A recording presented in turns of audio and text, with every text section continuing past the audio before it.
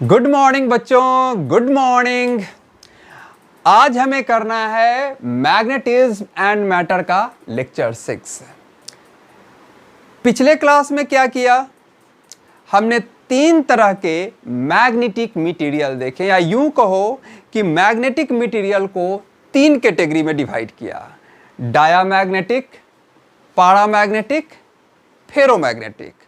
उन सबों में मैग्नेटाइजेशन में जो विनर निकल करके आया था वो आया था फेरोमैग्नेटिक, अपने डोमेन कैरेक्टर के कारण। ओके, उसी फेरोमैग्नेटिक सब्सटेंस की कुछ और प्रॉपर्टी को हम आज स्टडी करेंगे।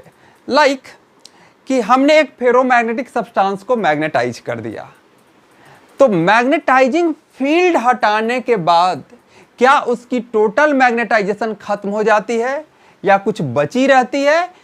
इन सब चीजों को आज हम स्टडी करेंगे और वो आता है हिस्टेरिसिस। टॉपिक का नाम है हिस्टेरिसिस। ओके, तो चलिए आज देखा जाए इसकी इस स्पेशल प्रॉपर्टी को। ओके, हिस्टेरिसिस का मतलब होता है लैगिंग बिहाइंड। तो यहां हम बात करेंगे, आप मैग्नेटाइजिंग फील्ड लगा करके मटेरियल को मैग्नेटाइज कर रहे हो, मटेरियल के अंदर मैग्नेटिक फील्ड आ रही है मैग्नेटाइजेशन के कारण। तो मैग्नेटाइजिंग फील्ड का मैग्नेटिक फील्ड के साथ एक ग्राफ प्लॉट करेंगे और वहां देखेंगे कि कौन किससे कैसे लैग कर रहा है। तो क्या मतलब हो गया हिस्टेरिसिस का? Lagging behind, lagging behind. अब जैसे देखिए, मान लीजिए कि ये लिया मैंने फेरोमैग्नेटिक मटेरियल, ये रहा मेरा फेरोमैग्नेटिक मटेरियल, और इसको मैग्नेटाइज करने के लिए मैंने इसे डाल दिया भाई अंदर किसके? मैग्नेटिक सोलेनॉइड के मैग्नेटिक फील्ड में इसे डाल दिया। ओके, अब जब इसमें करंट आएगा तो ये मैग्नेटाइज होना स्टार्ट होगा।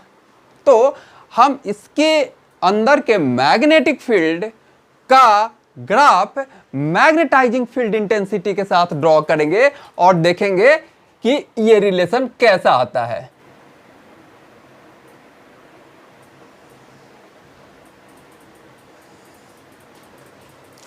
इधर मेरा रहेगा मैग्नेटाइजिंग फील्ड की इंटेंसिटी और इधर रहेगा करस्पॉन्डिंग क्या? Magnetic field. इन्हीं दोनों के बीच हमें ग्राफ ड्रॉ करना है।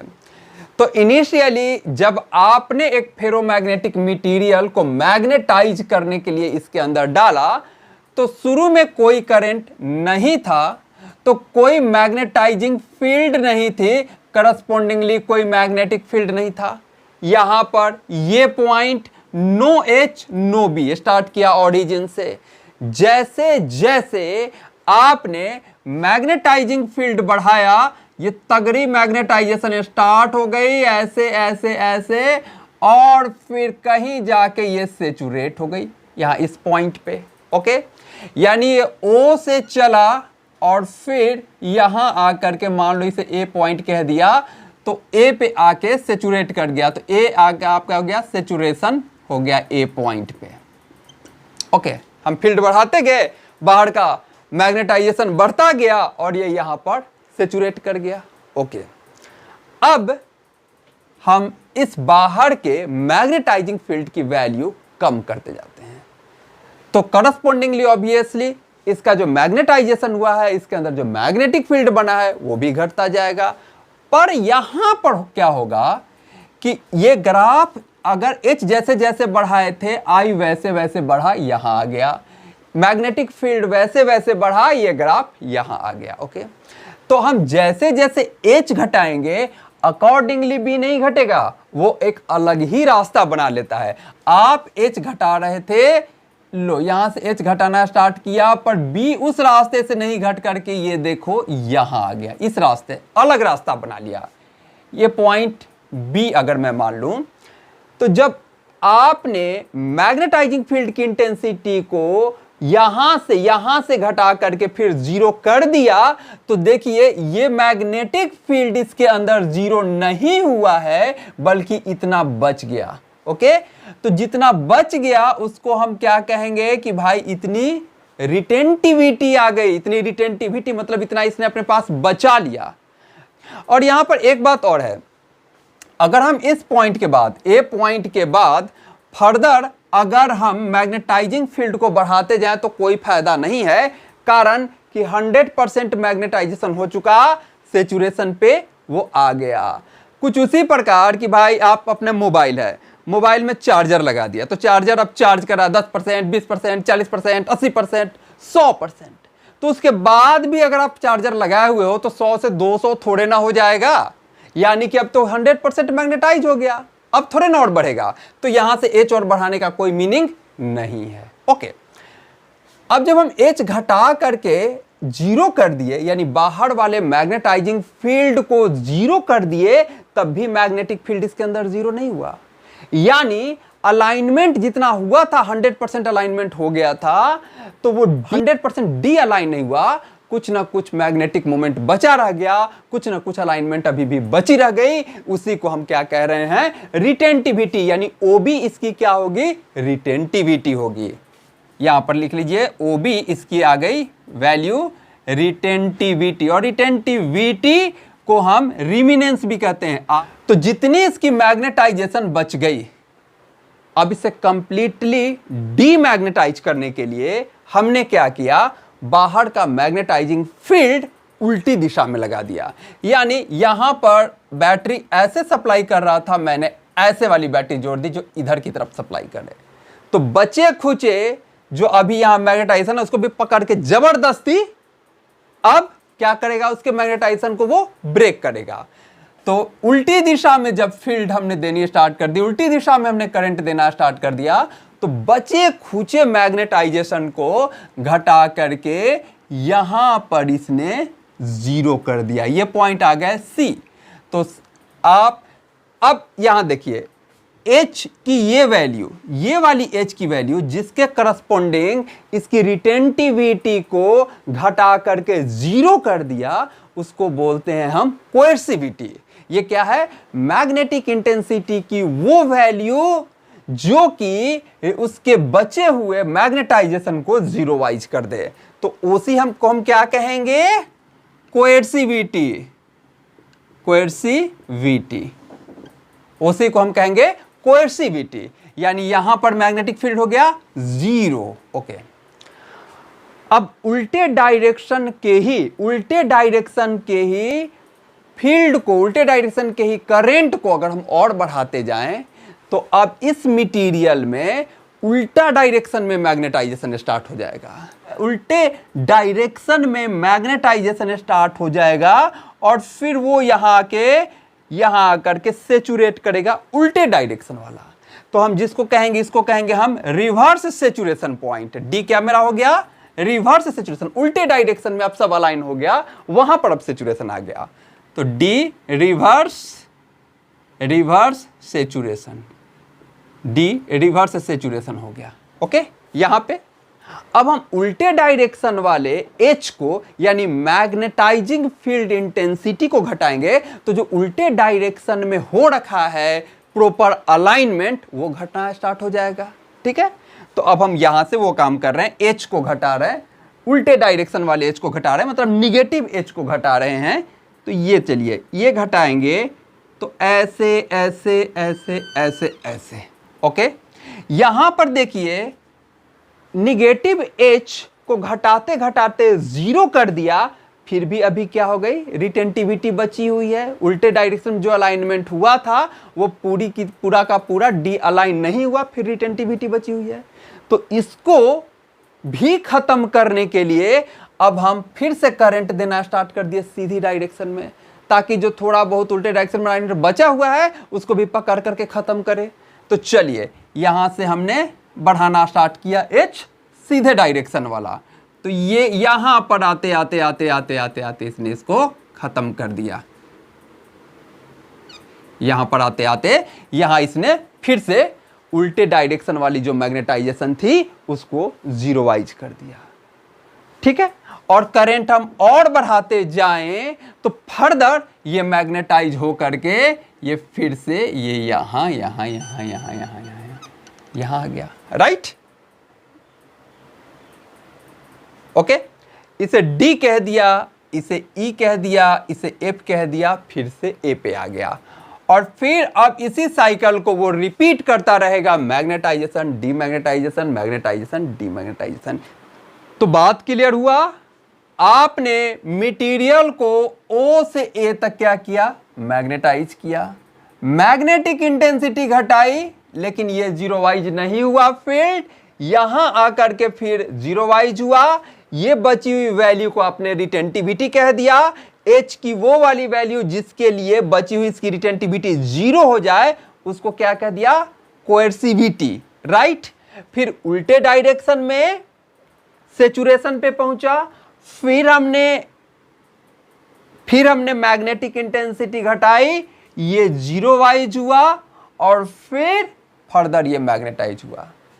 यही साइकिल क्या होगा, बार बार रिपीट होता रहेगा। यानी इसके साइकिल को अगर हम बनाना चाहें तो हम क्या कह सकते हैं, आप पहले ले गए O से मैग्नेटाइजेशन, सबसे पहले आपने क्या किया, इसका मैग्नेटाइजेशन किया, मैग्नेटाइजेशन O से A तक, यहां से यहां तक मैग्नेटाइजेशन किया। फिर क्या किया आपने, डीमैग्नेटाइजेशन, इसका डीमैग्नेटाइजेशन किया। अगर देखा जाए तो डीमैग्नेटाइजेशन कहां से कहां किया, A से B और fully demagnetize up to C।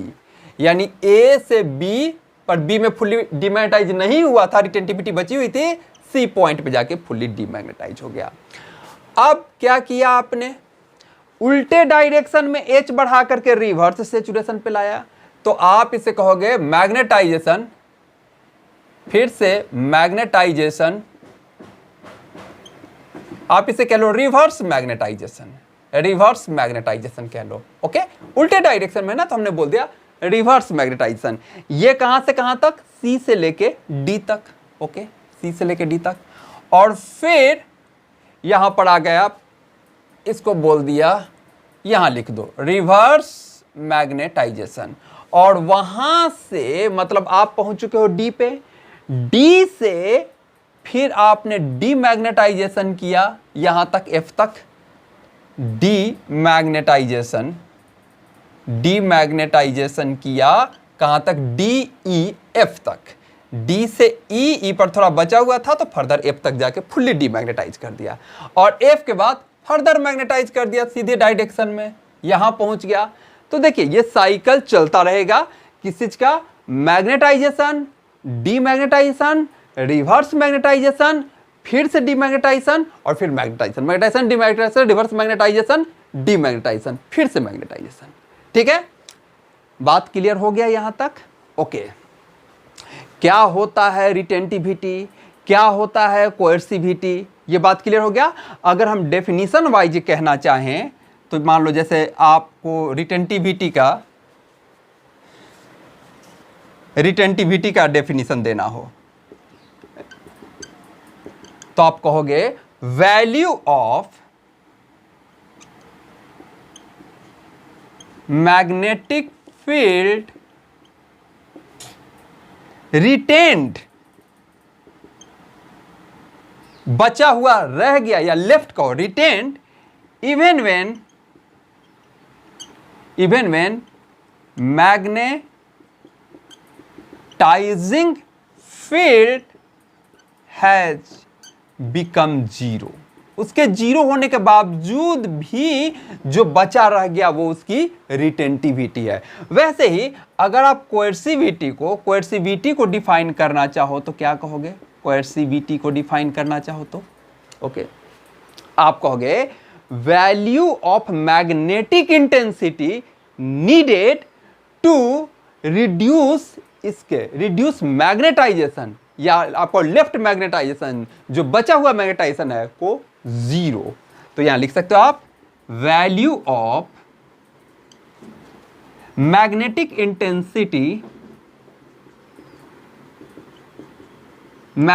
Intensity needed to reduce magnetization to zero magnetization to 0, इसको हम क्या कहेंगे? कोएर्सिविटी। Terms clear? यहां तक बातें क्लियर हो गई? चलिए ओके, अब इस ग्राफ के कुछ और कैरेक्टरिस्टिक को समझने की कोशिश करें। Characteristic of hysteresis loop. इस ग्राफ को क्या नाम दिया गया? Hysteresis loop. Characteristic of hysteresis loop. Okay, तो हम पहला बात ये कह सकते हैं कि this graph does not retrace itself. गया किसी रास्ते से, आया किसी रास्ते से, तो रीट्रेस अपने आप को नहीं कर रहा है। This graph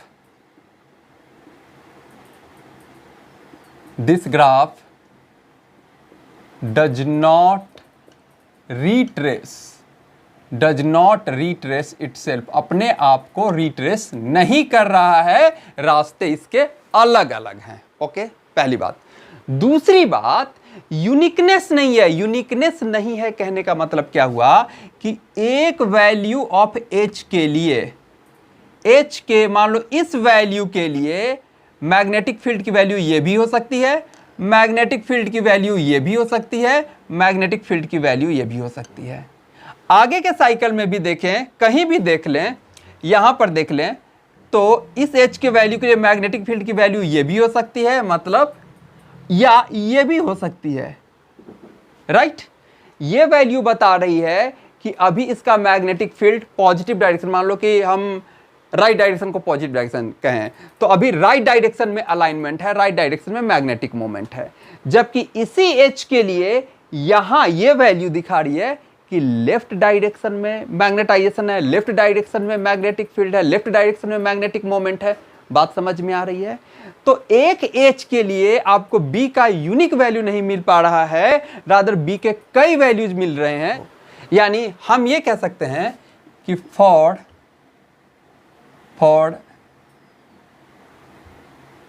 a value of H there might be different value of B, might be different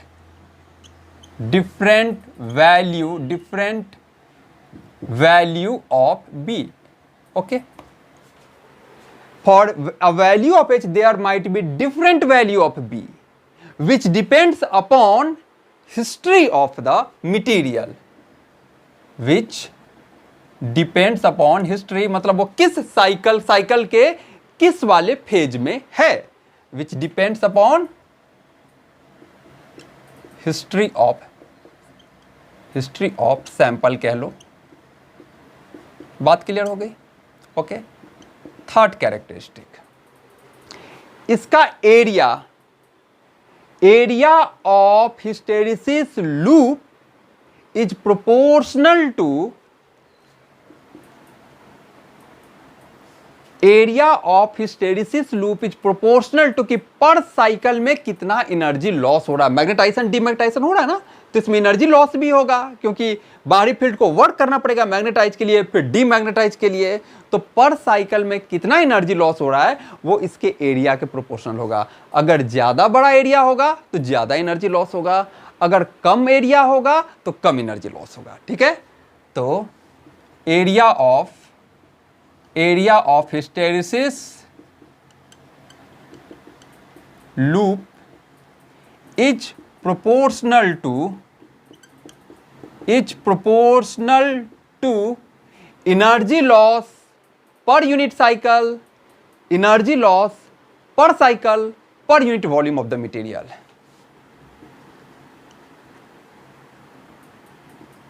Energy loss per cycle per unit volume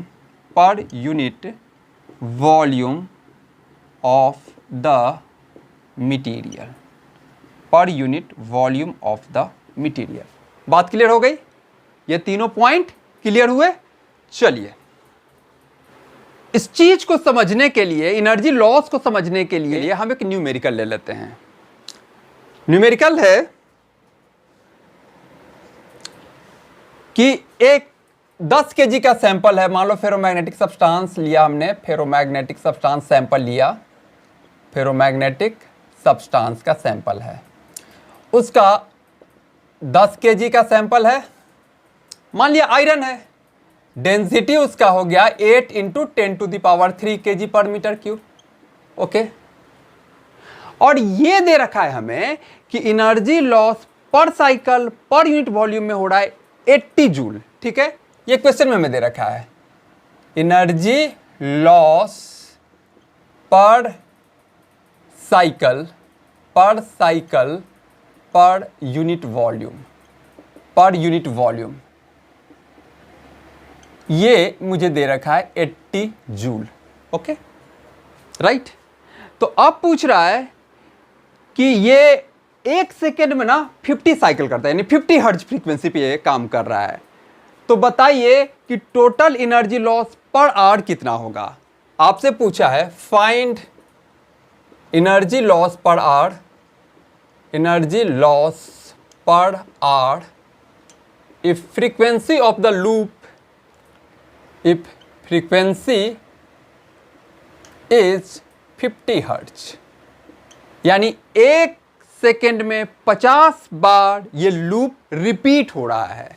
कैसे कीजिएगा, सीधा सीधी आपको वेट दे रखा है और डेंसिटी दे रखा है, ये एनर्जी लॉस पर साइकिल पर यूनिट वॉल्यूम में है। राइट, तो आप ये वॉल्यूम निकाल लीजिएगा कि इस वॉल्यूम में कितना है पर साइकिल। ओके, अब हम निकाल लेंगे कि 1 घंटा में 50 हर्ट्ज के हिसाब से वो कितना साइकिल कंप्लीट करेगा। तो 1 साइकिल में अगर इतना है लॉस तो उतने साइकिल में कितना लॉस होगा, ये निकाल लेंगे। ठीक है, चलिए हमने निकाल, पहले हम वॉल्यूम निकाल लें। तो हो गया वॉल्यूम इज इक्वल टू क्या हो जाएगा, मास बाई डेंसिटी। जानबूझ करके मैंने यहाँ एम नहीं लिखा है क्योंकि एम पहले ही मैग्नेटिक मोमेंट का होता है, मैग्नेटिक पोल स्ट्रेंथ का होता है, तो कंफ्यूजन होने के चांसेस रहते हैं। हमने डब्ल्यू लिखा है, तो हो गया डब्ल्यू बाई रो, और डब्ल्यू कितना है 10, बाई डेंसिटी कितना है 8 है। ओके, 8 × 10⁻³ ऊपर भेजिए 10⁻⁻3, ये आ गया मीटर क्यूब में, एसआई यूनिट में। ओके, वॉल्यूम आ गया। और अब फ्रीक्वेंसी 50 हर्ट्ज है, तो 1 घंटा में कितना साइकिल वो रिपीट करेगा। Number of cycle in 1 hour, क्योंकि 1 साइकिल का हम जान रहे हैं लॉस ना, तो नंबर ऑफ साइकिल से मल्टीप्लाई कर देंगे तो टोटल लॉस निकल जाएगा।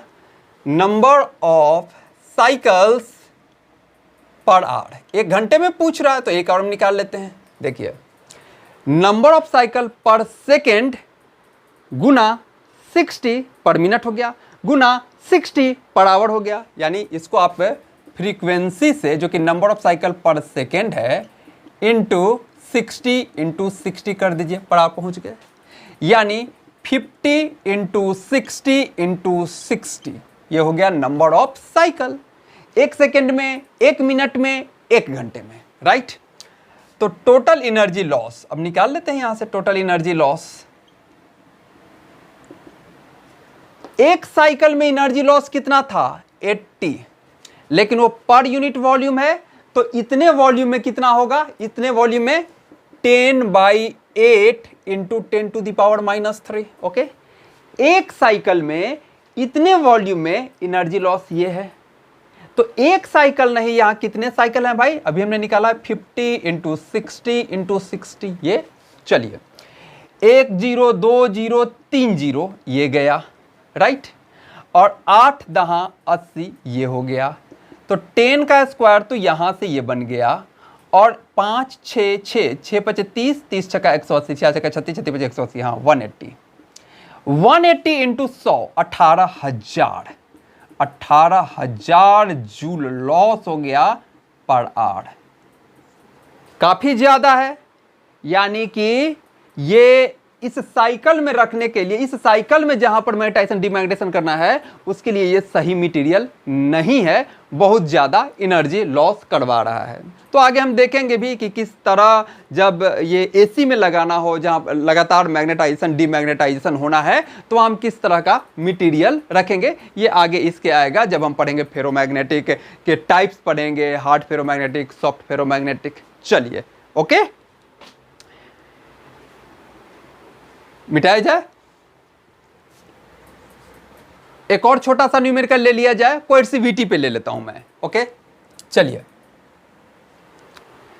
क्वेश्चन है कि किसी फेरोमैग्नेटिक सब्सटेंस की जो कोएर्सिविटी वैल्यू है, याद है ना कोएर्सिविटी वैल्यू क्या होता था, वो मैग्नेटिक इंटेंसिटी वैल्यू की बचे हुए उसकी रिटेंटिविटी को खत्म कर दे। तो कोएर्सिविटी वैल्यू है इसकी 4 × 10⁴ ampere per metre. Ferromagnetic substance है, कोएर्सिविटी वैल्यू इतनी है। इस फेरोमैग्नेटिक सब्सटेंस को, ये रहा ये फेरोमैग्नेटिक सब्सटेंस, ओके। अब इसको मुझे डीमैग्नेटाइज करना है, जितनी इसकी रिटेंटिविटी बची हुई थी उसको डीमैग्नेटाइज करना है। तो उसके लिए हमने इसे इस सोलेनॉइड के अंदर उल्टा करंट डाल के रख दिया, राइट।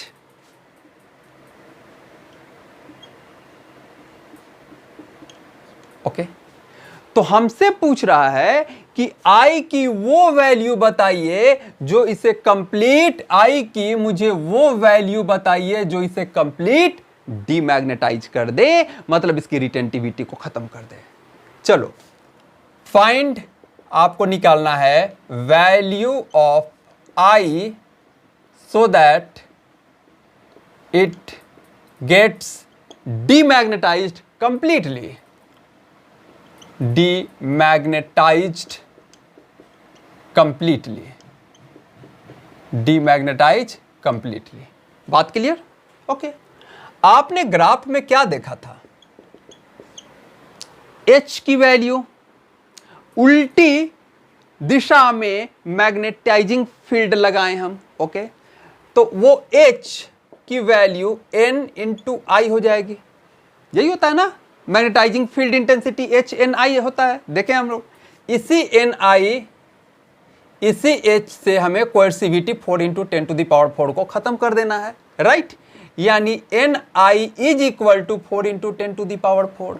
एक चीज हमें और क्वेश्चन में दे रखा है कि जिस सोलेनॉइड के अंदर हमने डाला है उसमें number of turns per unit length जो है 10⁻³ टर्न्स पर मीटर है, ये बात हमें दे रखा है ये, और हमसे I पूछ रहा है। तो ठीक है, तो आपको कितना उससे करंट फ्लो करवाया जाए, 4 × 10⁴ divided by number of turns per unit length, okay.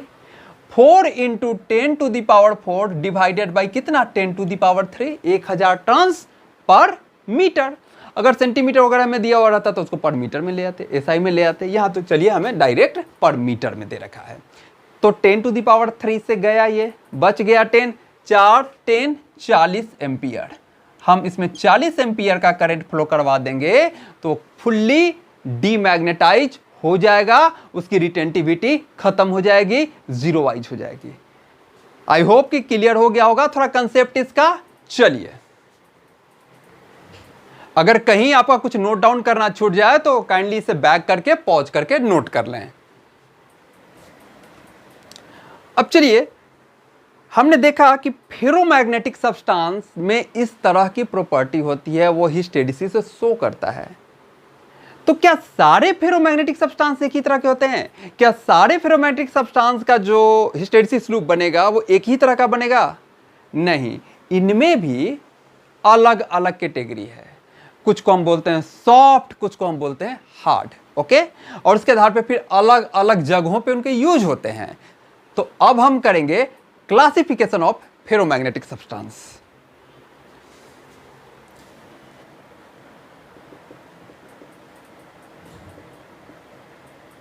Classification of ferromagnetic substance.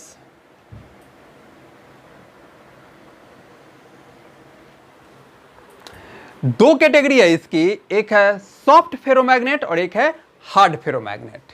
इसकी दो कैटेगरी, एक क्या, सॉफ्ट सॉफ्ट फेरोमैग्नेट और दूसरा हार्ड फेरोमैग्नेट। ये है दूसरा हार्ड फेरोमैग्नेट। सॉफ्ट फेरोमैग्नेट की क्या क्वालिटी है और हार्ड फेरोमैग्नेट की क्या क्वालिटी है देखा जाए। ओके, देखिए सबसे पहले दोनों तो फेरोमैग्नेटिक मटेरियल ही है ना, तो कम से कम परमिएबिलिटी तो दोनों की हाई होगी। तो यहां भी लिखूं इट हैज हाई परमिएबिलिटी, यहां भी इट हैज हाई परमिएबिलिटी, वो चीज तो कॉमन है दोनों में। इट हैज हाई परमिएबिलिटी, यहां भी it has high permeability, it has high permeability. Okay, फर्क कहां है कि सॉफ्ट वाले की रिटेंटिविटी और कोएर्सिविटी दोनों वैल्यूज कम है। तो इधर मैं लिखूंगा it has low retentivity and coercivity, low retentivity and coercivity. यहां पर ये वैल्यू कम है, जबकि हार्ड वाले में उसकी ये वैल्यू ज्यादा है। और इसी के आधार पे इनके यूज अलग अलग है जो आगे हम देखेंगे। इट हैज क्या, high value of retentivity and coercivity, retentivity and कोएर्सिविटी।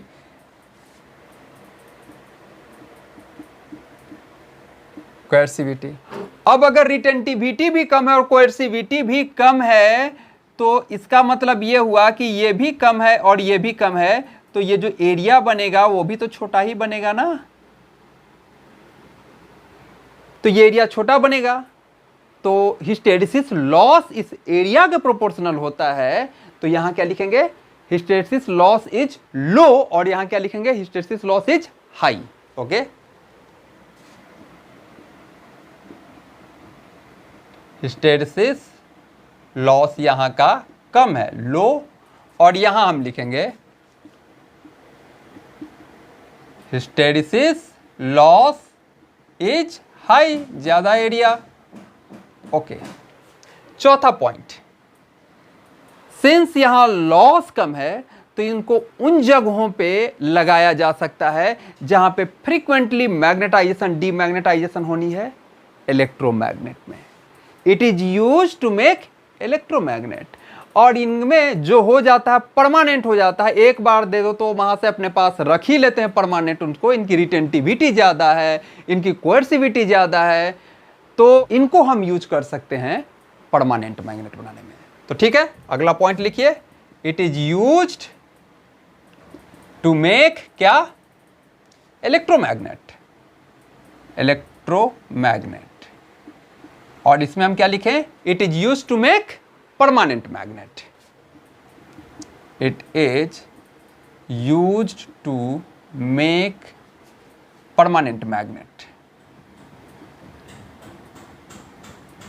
Permanent magnet. एक से हमने इलेक्ट्रोमैग्नेट बना लिया, एक से हमने परमानेंट मैग्नेट बना लिया। इसके एग्जाम्पल में आ जाएगा सॉफ्ट आयरन, सॉफ्ट आयरन, और इसके एग्जाम्पल में आ जाएगा स्टील, एल्निको। ये क्या है, एलॉय हैं। स्टील को आप कैसे बनाते हो, आयरन में कार्बन मिक्स करके, और एल्निको में तो कई चीजें होती हैं। इसमें होता है iron plus aluminium plus nickel plus cobalt plus copper, और स्टील में क्या होता है भाई, आयरन प्लस कार्बन। ओके, ठीक है, एलॉय मिला करके इसकी मैग्नेटिक प्रॉपर्टी को और तगड़ी बनाते हैं। तो आपको समझ में आ गया दो कैटेगराइजेशन जो हमने करी, soft ferromagnet, hard ferromagnet. Soft का एग्जांपल लिया सॉफ्ट आयरन, हार्ड का एग्जांपल लिया स्टील है, एल्निको है, इस तरह के। यहां एक बात गौर करने वाली है, क्या आप स्टील से बना रहे हो परमानेंट मैग्नेट और सॉफ्ट आयरन से बना रहे हो इलेक्ट्रोमैग्नेट, इसकी कैटेगरी में आप रखे हो कि ये लो रिटेंटिविटी है और लो कोएर्सिविटी है, ओके, यहाँ पर छूट गया है लो। ओके, इसमें लो रिटेंटिविटी है, लो कोएर्सिविटी है, यहाँ हाई रिटेंटिविटी है, हाई कोएर्सिविटी है। क्लियर? पर एक चीज यहां नोट करके लिख लें आप कि स्टील की रिटेंटिविटी थोड़ी सी सॉफ्ट आयरन से कम होती है। स्टील की रिटेंटिविटी सॉफ्ट आयरन से थोड़ी कम होती है। तो दिमाग में यह बात आ सकता है कि भाई जब रिटेंटिविटी कम है तो आप परमानेंट मैग्नेट कैसे बना रहे हो? यस, रिटेंटिविटी भले ही थोड़ी कम है पर इसकी कोएर्सिविटी काफी ज्यादा है। यानी एक बार मैग्नेटाइज हो गया तो फिर ये अपनी मैग्नेटाइजेशन छोड़ेगा नहीं, परमानेंट प्रॉपर्टीज की बन गई, इसलिए इसे हम परमानेंट मैग्नेट बनाने में यूज कर रहे हैं। तो यहां पर ये बात लिख लेना है हमें नोट में करके कि although steel has a bit lower retentivity than soft iron, a bit lower retentivity than soft iron, but its coercivity is much higher, but its coercivity is much higher, hence it is used to make permanent magnet,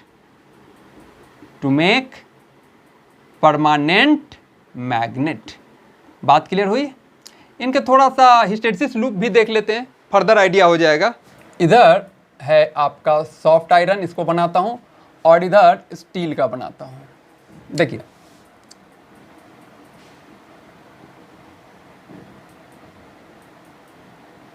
इसकी retentivity थोड़ी ज्यादा है, कोई बात नहीं, इतना कर देते हैं, पर इसकी कोएर्सिविटी बड़ी कम है इसकी तुलना में, किसके? स्टील की तुलना में। तो इसका ग्राफ कुछ बना ऐसे,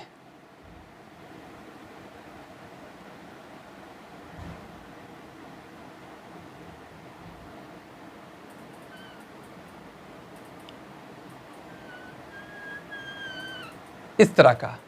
ये किसका आ गया? सॉफ्ट आयरन का। और अब जरा देखिए आप, इसी लाइन को मैं आगे बढ़ा लूं,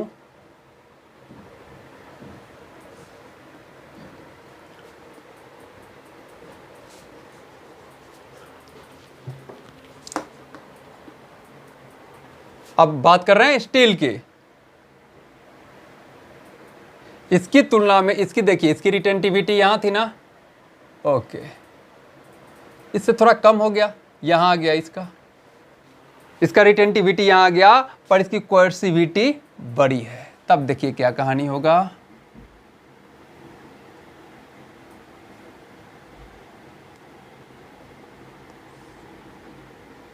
ये आया यहां से यहां, इधर इधर इधर, ऐसे। ओके, ये थी सॉफ्ट आयरन की रिटेंटिविटी। उससे देखिए स्टील वाली रिटेंटिविटी कम है, पर इसकी कोएर्सिविटी से ये वाला काफी ज्यादा है, यानी वो इजीली डीमैग्नेटाइज नहीं होगा। बात समझ में आ रही है? तो ये थोड़ा सा जो बारीक सा अंतर है, इसको ध्यान रख लेना है। चलिए मिटाऊं। ओके, अब आपने कहा कि ठीक है भाई, सॉफ्ट आयरन से इलेक्ट्रोमैग्नेट बनाते हैं और स्टील से, एल्निको से, इस तरह के मटेरियल से आप परमानेंट मैग्नेट बनाते हो। ठीक है, तो मेकिंग ऑफ परमानेंट मैग्नेट जरा देखें। मेकिंग ऑफ परमानेंट मैग्नेट,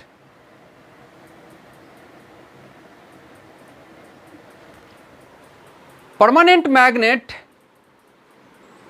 आज कोई नया नहीं बन रहा है, सदियों से यह बनता आया है, क्योंकि इसको बनाने का एक बड़ा ही देशी मेथड भी था, जो आज भी पिंडों में बच्चे यूज करते हैं। क्या आप कोई हार्ड फेरोमैग्नेटिक सब्सटेंस, आप स्टील वगैरह ले लीजिए और उसको हथौड़ी लेकर के टना धा धा धा धा उसको पीटना स्टार्ट कीजिए। राइट। पर यह ध्यान रखना है कि उसकी जो ओरिएंटेशन होनी चाहिए वो अर्थ के मैग्नेटिक फील्ड के डायरेक्शन में होनी चाहिए। यानी वहां जो नॉर्थ साउथ है उधर की तरफ मान लीजिए स्टील का बाड़ आप रख दीजिए और उसको पीटना स्टार्ट कीजिए, ऑटोमेटिकली उसमें मैग्नेटिक प्रॉपर्टी डेवलप हो जाएगी। और ये काम आज भी बच्चे करते हैं पिंडों में। तो और इसके बारे में आप 500-600 साल पहले भी ये काम होता था, इस तरह से मैग्नेट बनाए जाते थे। तो वो हो गया देशी मेथड, क्या कि by hammering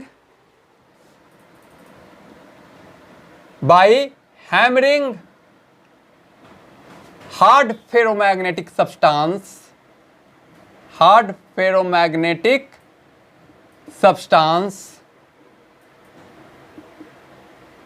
substance keeping it along Earth's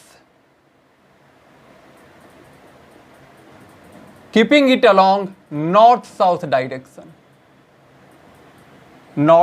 direction, जिधर अर्थ का मैग्नेटिक फील्ड होता है, हॉरिजॉन्टल कंपोनेंट। ओके,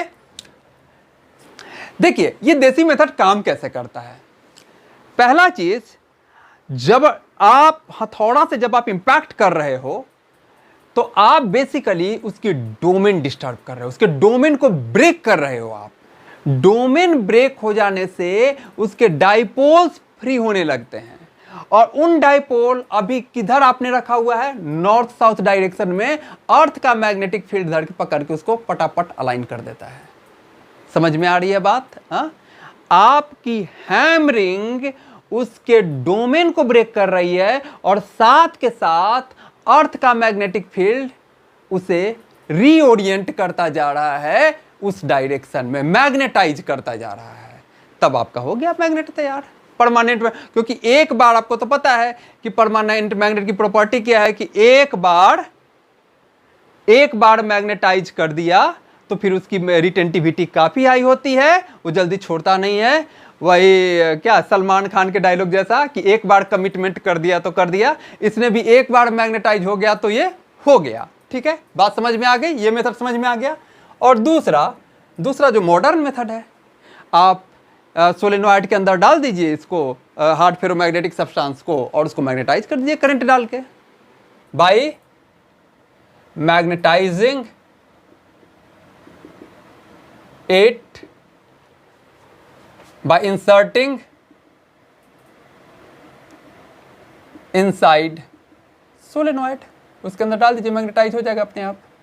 तो ये मेथड तो बाद में पता चला ना, जब ये बात पता चली कि भाई current in a wire produces magnetic field और स्टेट जो 1820, उसके बाद की बात है। 1820 में तो स्टेट ने पहली बार ये दिखाया ही था, ठीक है, कि करंट इन अ वायर से मैग्नेटिक फील्ड आता है और हम उस मैग्नेटिक फील्ड में हम मैग्नेटाइज कर सकते हैं। ओके, और ये देसी मेथड तो आप कह लीजिए 600 से भी ज्यादा ईयर्स बैक है ये बात। ओके, चलिए अब यूजेस के क्या क्या हो सकते हैं। यूजेज, परमानेंट मैग्नेट के यूजेज क्या हो सकता है। पहला, मोटर्स में परमानेंट मैग्नेट लगे होते हैं, आपके जेनरेटर्स में परमानेंट मैग्नेट लगे होते हैं, कंपास वगैरह जो बनाते हैं वो सब परमानेंट मैग्नेट का बना होता है। रेफ्रिजरेटर के डोर्स वगैरह में लगा होता है, ऑटोमेटिकली खींच लेता है डोर को, रेफ्रिजरेटर डोर, ये सब इसके यूज है। Okay, clear. अब थोड़ा सा इलेक्ट्रोमैग्नेट देख लेते हैं। मेकिंग ऑफ इलेक्ट्रोमैग्नेट, तो इलेक्ट्रोमैग्नेट को भी आप इसी तरह से करोगे सोलेनॉइड के अंदर डाल के, लेकिन इसमें क्या करोगे, आप सॉफ्ट वाले फेरोमैग्नेटिक सब्सटेंस को डालोगे। इस बार जो आपने चुना है क्या, सॉफ्ट वाले फेरोमैग्नेटिक सब्सटेंस को इसके ये में डाल दो। यहां पर है सॉफ्ट आयरन, जबकि इस केस में आपने क्या किया था,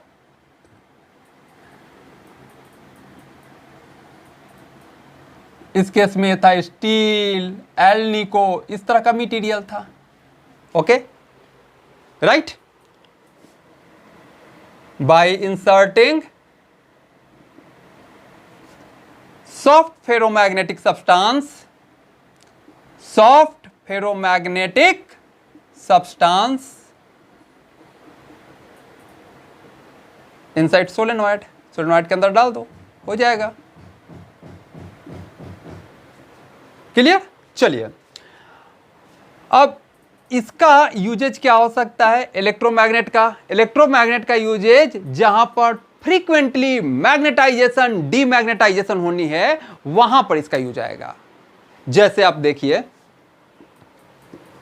ट्रांसफॉर्मर एसी पे काम करता है, करंट फटाफट डायरेक्शन चेंज करेगा, करस्पॉन्डिंगली मैग्नेटाइजेशन डीमैग्नेटाइजेशन होता रहेगा। ओके, तो यहां ऐसी मटेरियल चाहिए जहां लॉस ज्यादा ना हो, हिस्टैरिसीस लूप जिसका पतला बारीक सा है, ट्रांसफॉर्मर। और क्या हो सकता है? स्पीकर।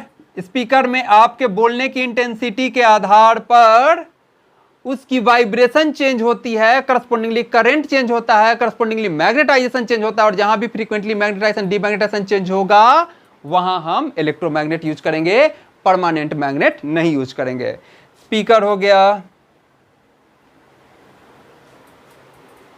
टेलीफोन का डायफ्राम हो गया, वहां भी यही कहानी होगी।